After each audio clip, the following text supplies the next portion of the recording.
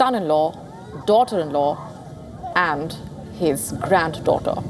All of them were killed in the joint Israeli and American strike on the 28th of February.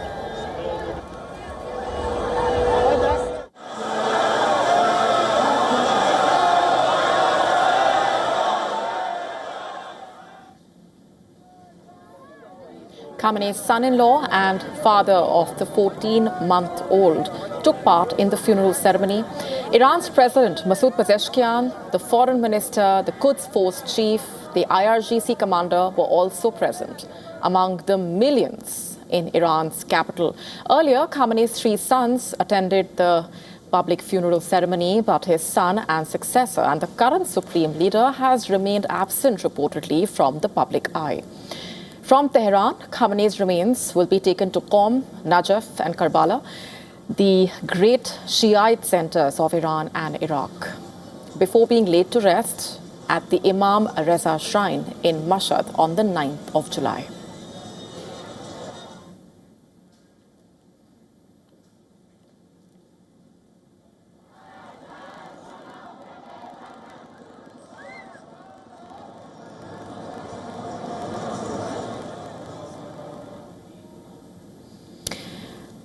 And let's discuss more about what we just saw, those images, and what's happening on the ground in Iran. With us on the broadcast is a very special guest, Associate Professor, Faculty of World Studies at the University of Tehran, with us on the broadcast from Tehran. Thanks very much for being here. Lay out for our viewers the significance, also the symbolism that we are seeing in terms of those visuals, in terms of those statements that have been coming in from those on the ground, because we're talking also about, in a way, a message that Iran is sending out. Yes, we had millions of people in the middle of summer. You know, it's quite hot, about 40 degrees. Coming out almost all day and showing something that is not seen in recent memories. We haven't had a funeral ceremony with this images coming. Maybe the last time the world saw something like this was Gandhi's ceremony, and I'm not sure if millions of people showed up for that. So this is quite unique. This is a very historical day for Iran, and I think it's a historical day for the humanity, because the leader of Iran was assassinated illegally by the Epstein class, by people who engaged in a genocide in Gaza, killed more than 70,000 people there, mostly women and children. So we had the civilized world mourning a very great revolutionary and condemning these type of terrorist attacks by people who like to kill little Iranian girls and rape little American girls. So it's quite clear the world has a choice, civilization or genocide, and I think most of the people all around the world, especially after seeing these pictures, they side with civilization.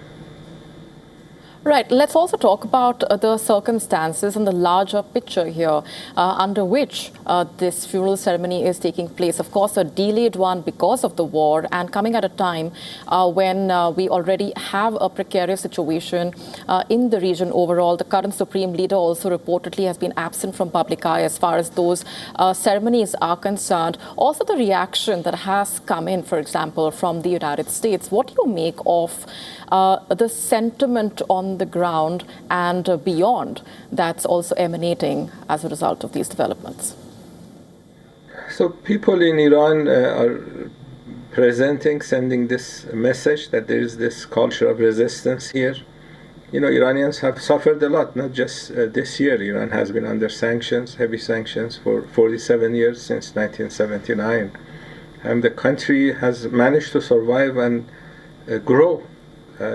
These missiles that saved Iran were made inside the country with indigenous technology. So the message that Iranians are sending is that it's possible to resist American hegemony, Israeli hegemony, and survive and grow and basically defeat the other side. Why? Because they were planning to take over Iranian oil and change Iran's borders. This is what Trump said. All right. So this is the message that people are sending from here. All right. We're leaving it there for the moment. Thanks very much for joining us on the broadcast and sharing your perspectives and insights. Thank you. Thank you. All right. Moving on now to the Philippines. The Vice President, Sara Duterte, once seen as a future president in waiting, is now at the center of a major political crisis that could also end her career in public office. The trial underway in that high-stakes impeachment process against the sitting Vice President. In fact, the Senate is hearing the case, which Sara Duterte is not attending in person. 23 senators have been sworn in as judges. A conviction requires at least 16 votes and would permanently bar her from holding public office.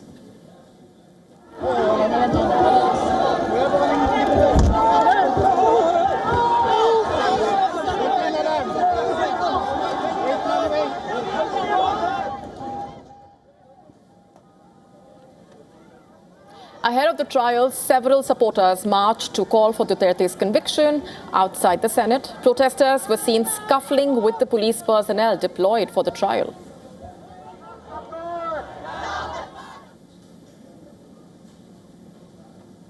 The Vice President's impeachment stemming from allegations of serious misconduct in office. In May, the Philippine House of Representatives, remember, voted to impeach Duterte, accusing her of misusing government funds, unexplained wealth, bribery, and issuing threats, allegedly, against the president and members of his family. Despite the crisis, the Vice President remains a formidable political force. Recent polling suggesting that over half of the respondents would still support her in a presidential race. However, her political future now depends heavily on the outcome of the Senate trial and shifting alliances within a rapidly changing political elite.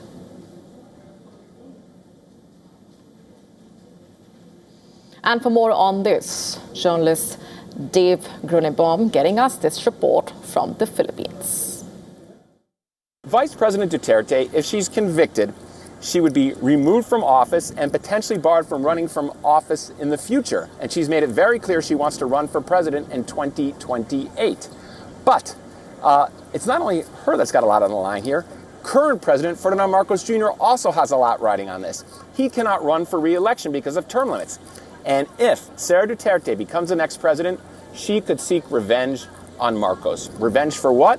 Well, keep in mind, it was just a little more than a year ago when Sara Duterte's father, former President Rodrigo Duterte, was deported from the Philippines and sent to the International Criminal Court in The Hague, where he's now awaiting trial, charged with crimes against humanity, a trial that's scheduled to start in November. And he was deported. One of the reasons for that is because Ferdinand Marcos Jr., the president, signed off on it. And so if Sara Duterte becomes the next president, she could seek revenge on Marcos. So both current President Marcos and Vice President Duterte have a lot riding on the outcome of this impeachment trial. Moving on for now, the leader of France's national rally, Marine Le Pen, is all set for a pivotal hearing on the 7th of July. In fact, the court hearing can also decide her political future ahead of the country's 2027 presidential elections. The French court is expected to rule on a ban on Le Pen's ability to contest elections. The far-right leader had filed a petition to overturn that ban, which was imposed on her as part of a larger court order on her involvement, allegedly, in the European Union fake job scam. It was in March last year that the court handed Le Pen a 5-year ban from public office and a 4-year jail sentence for allegedly embezzling funds from the European Parliament. Pending appeal. In fact, Le Pen has repeatedly denied the charges against her. Over the weekend, she attended a rally of supporters with Jordan Bardella in tow. The party leader said that the impending court decision could potentially interfere with democracy if it does not go her way. C'était normal que je sois là. It was only natural that I be here today, just a few days before a decision that will obviously be important. Important because it could interfere with the democratic functioning of our country. In a way, it could end up deciding instead of you. Parce que And during the same rally, Le Pen also extended her support to Bardella for a presidential candidacy in case her ban is not overturned. Just last week, French authorities announced the presidential elections, which will be held next year. The first round will be held on the 18th of April with a runoff scheduled for 2nd May if no candidate gets a clear majority.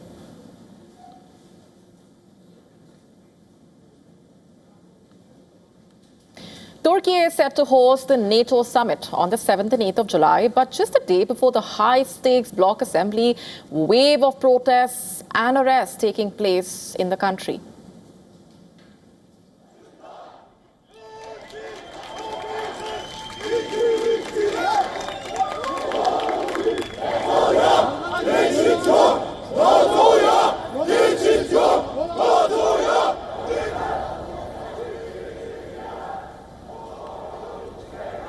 The Communist Party of Turkey staged anti-NATO protests in Ankara and Istanbul. Footage showed demonstrators waving flags while marching down the streets. They raised slogans of "Murderer NATO, get out of the country" and "No passage to NATO," quote unquote. So far, Turkish authorities have reportedly detained more than 100 people from these protests. The main purpose of our march, the reason we stand together today, is to protest the war crimes committed by NATO, which we see as an international war organization of US imperialism, against the peoples of the world, both in the past, present and future. NATO's crimes around the world are apparent. They have also committed numerous crimes in Turkey, orchestrated coups and have bases. And now, shamelessly, they are being hosted in Ankara. I am here today to protest because I cannot accept this blow to my honor. NATO is a very big criminal organization. Turkey's Communist Party organized the protest despite the blanket ban on demonstrations ahead of the NATO summit. Major roads through the Turkish capital were closed to maintain law and order situation at the time of the NATO summit.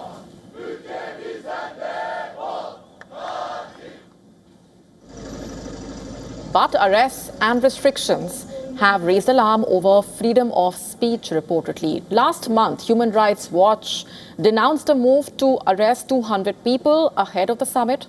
The organization called it a ruthless intolerance of freedom of speech and assembly.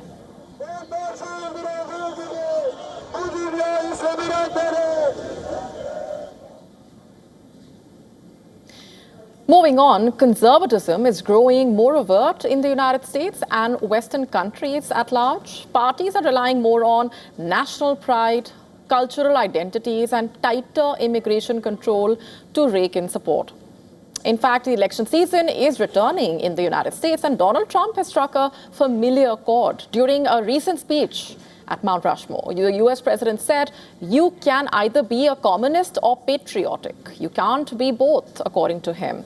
He further said that American identity is under attack.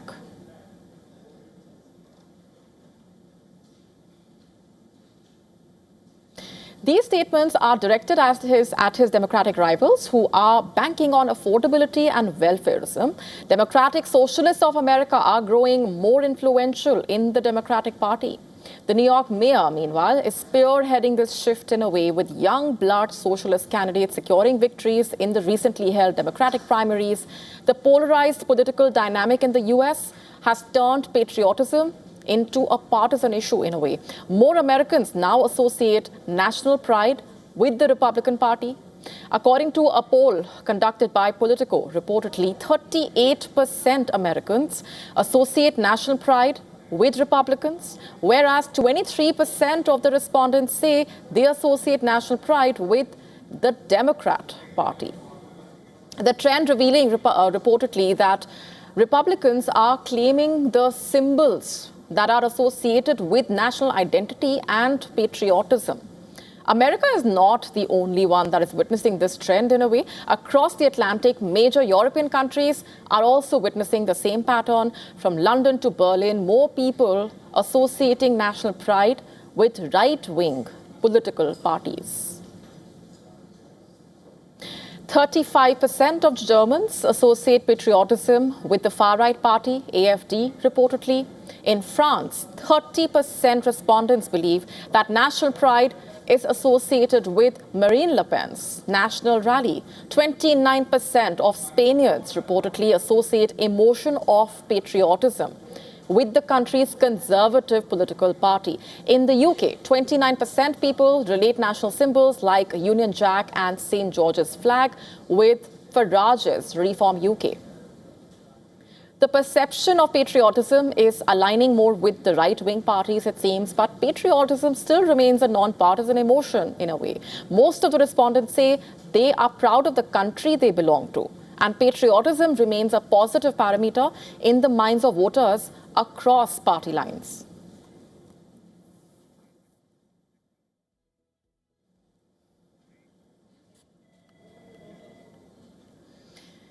Let's now talk about the ongoing race to power, not a race to power, but about a power dynamic from years past, which is making headlines all over again for a controversial comment made by a UK lawmaker. The far-right MP from Reform UK has raised eyebrows over her statement that former colonies of Britain should pay the country reparations. Her statement comes in response to a Labour lawmaker's remark on Jamaica, making a case for reparations that it is owed. Braverman, in a post on social media platform, said, and I'm quoting, "The British Empire did so much good for the world. If the government is seriously thinking about this, then former colonies should pay the British back for the considerable investment, effort and contribution that this country made, which laid the foundations for many flourishing democracies today," quote unquote. The statement has drawn the ire of thousands on social media platforms, with many pointing out the irony in Reform UK lawmakers' words. Britain, as a colonizer of many countries across the world, especially in the global south, has plundered resources over decades and even centuries from the colonies it ruled over. While the country does not have a legal, formal system in place to calculate reparations, many independent analysts and organizations have released ballpark figures for many countries. The case in point, India. Britain colonized India for almost 200 years, an era which started in 1757 with the East India Company's establishment, up until the country fully came under the rule of the British Crown in 1858. Following the revolt of 1857, for almost 2 centuries, British Raj plundered India's resources, much of which was redirected in a manner that benefited London. That was a short reminder of what happened way back in history. Now, for the financial ramifications, many reports conclude damages worth trillions of dollars that Britain owes India. In 2025, an Oxfam International report said that the present-day value of wealth extracted from India by the UK is roughly around 65 trillion US dollars, more than half of which went to the top 10% of Britain's population. So for whatever development the British, as it's calling it, may have done in colonies, it has taken out lots more, to the point that its economic ramifications are still felt today in a way.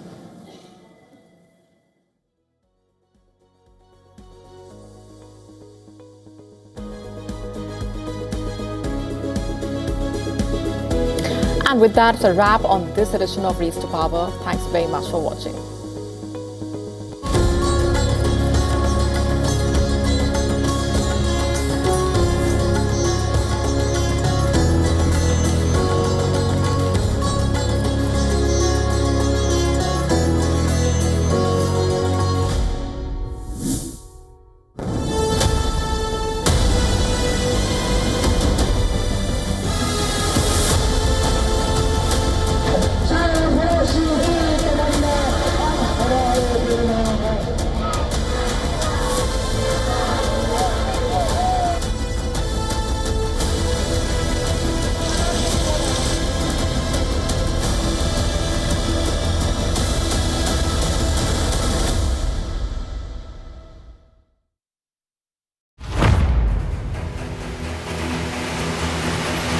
Get the latest updates.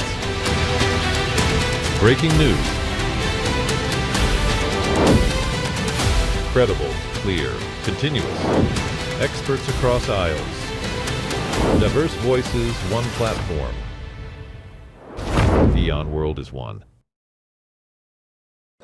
The stress of our world can take a toll on our physical and emotional health. Here, in New York's Catskill Mountains, lies a luxurious place of healing called WION Wellness Center.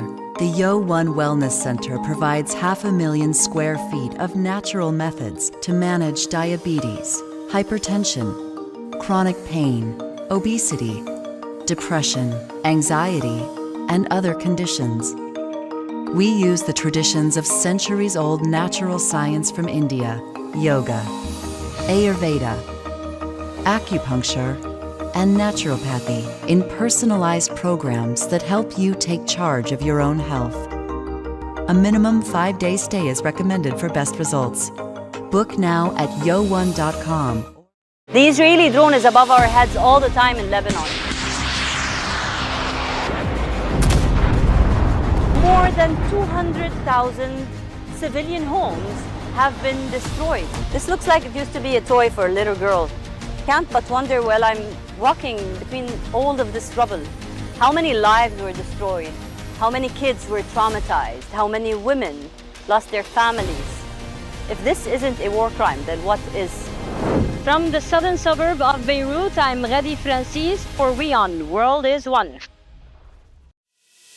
In this rapidly changing world, is your health keeping pace? Best practices and breakthroughs busting the hype with real insights.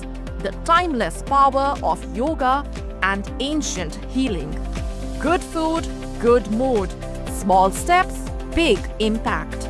Your health matters. Only on WION World is One. Because nothing matters more. Campaigns, elections, alliances, controversies, and power play. Stories that analyze global and domestic politics. A dedicated show with varied perspectives, expert take, citizens' voices, detailed ground reports, and in-depth coverage from political corridors of the world. This is Race to Power, only on WION. WION, India's global voice, the channel that brings you the biggest stories from across the world through India's lens. Now available in more than 190 countries worldwide. Because we believe that the world is one. Watch us in Africa, Europe, USA and Canada, South America, Asia Pacific, Middle East and North African regions. Also available on these digital platforms across the world. WION, World is One. From the bustling trading floors of Wall Street to the vibrant exchanges of Asian stock markets, WION breaks it down for you to make sense of what's happening. As we reveal the key factors behind events, strategic battles, and the game-changing business decisions that shape the world. We bring you all of this and more on World Business Watch. The Israeli drone is above our heads all the time in Lebanon. More than 200,000 civilian homes have been destroyed. This looks like it used to be a toy for a little girl. Can't but wonder while I'm walking between all of this rubble, how many lives were destroyed, how many kids were traumatized, how many women lost their families. If this isn't a war crime, then what is? From the southern suburb of Beirut, I'm Redi Francis for WION World is One.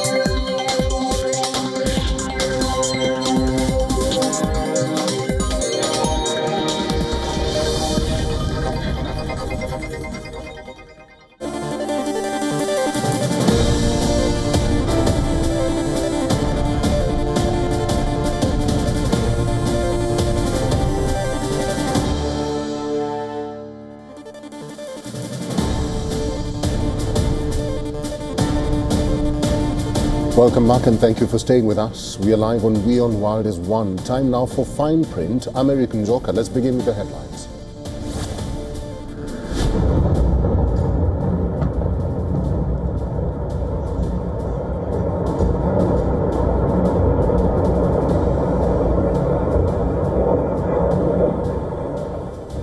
Ukraine claims at least 18 people killed and several others injured as Russia fires missiles and drones into apartment buildings in Kiev for the second time in a week on the eve of a crucial NATO summit.